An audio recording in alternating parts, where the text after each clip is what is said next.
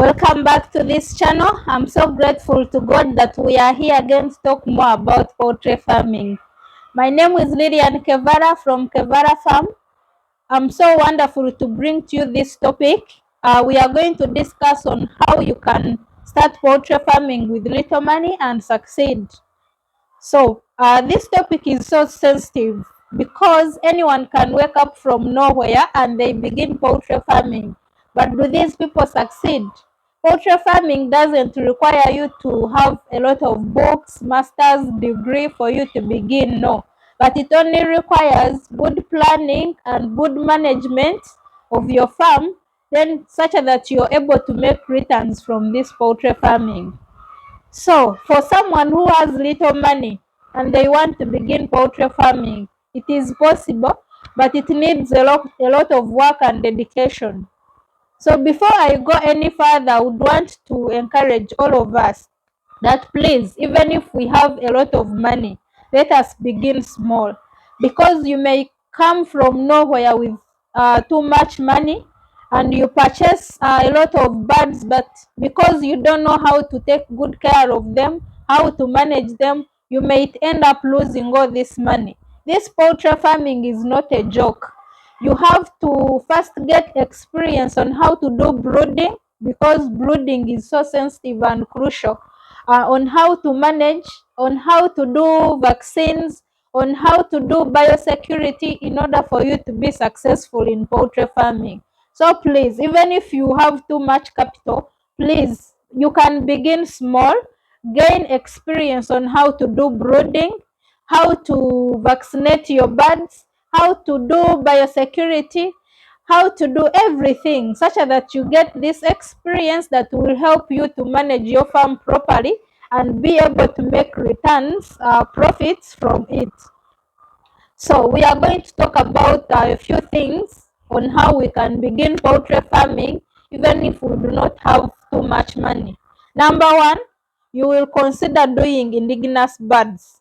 Indigenous birds, you can go anywhere in the village, anywhere, and then purchase these birds, a few number of birds, let's say three. Three, we will be having a cock and two hens. We need the cock because we don't want, we need the cock because we want the eggs to be fertilized, such that we can allow them to hatch and we get chicks from the eggs, and be able to multiply these eggs, to multiply the number of birds that we start with. So here you will allow free range, because free range you're not going to spend on feed. And the good thing with these local birds, they do not get sick easily. So you will not spend on vaccines to vaccinate these birds. So if you allow free range, you're not going to spend on feeding the birds, because they will be looking for their own feed. So when they hatch the eggs and you get chicks, you can take good care of the chicks, and from these chicks you will get the hens and the cocks, and then you sell the cocks. If you sell cocks, you will be able to get money within a short period of time, and these hens which you leave, they will be multiplying, because they will continue giving you eggs, giving you chicks, and before the year ends you will have around 50 birds, and this is a very good number for you to have. This is already poultry farming. Then another way, you can think about if you want to measure in broilers or if you want to measure in layers. If you want to measure in layers, I would advise you to start by doing broilers, because for layers it needs around 18 to 20 weeks when you're feeding these birds and they haven't started laying. And at this point, you're putting in money to feed the birds and you're not getting any returns, because from layers, the highest source of income is through selling the eggs. And at this point, you haven't got any egg. So you're putting in money, you're not getting anything. So this time is so stressing, especially if you don't have any source of income or where you're getting money from. And if you have low money, so if you have low capital. So I would advise that you do broilers first, because with broilers, within 4 to 5 weeks, you can sell if you have managed to look after them and they've put on the required weight. Here you have to make sure you master how to brood these birds properly.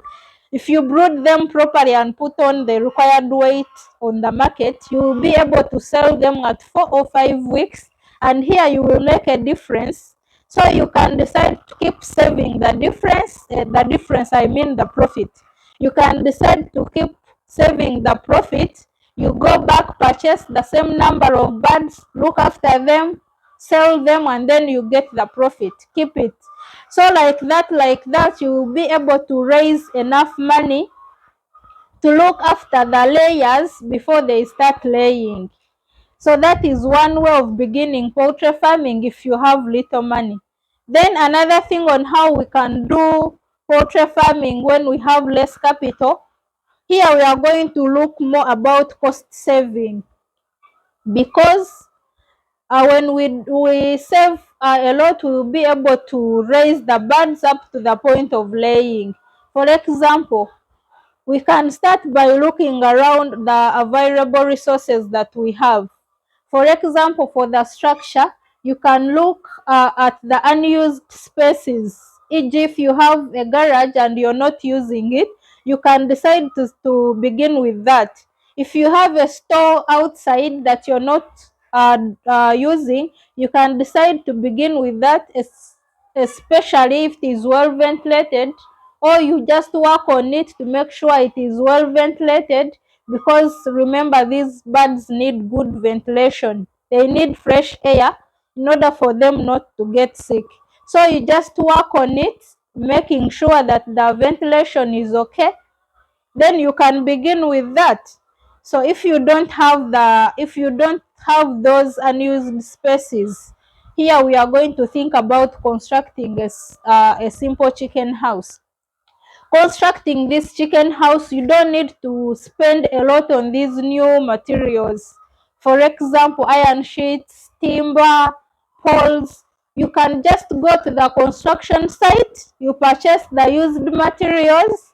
It will be at a low cost and you will save a lot of money, which will help you to feed the birds.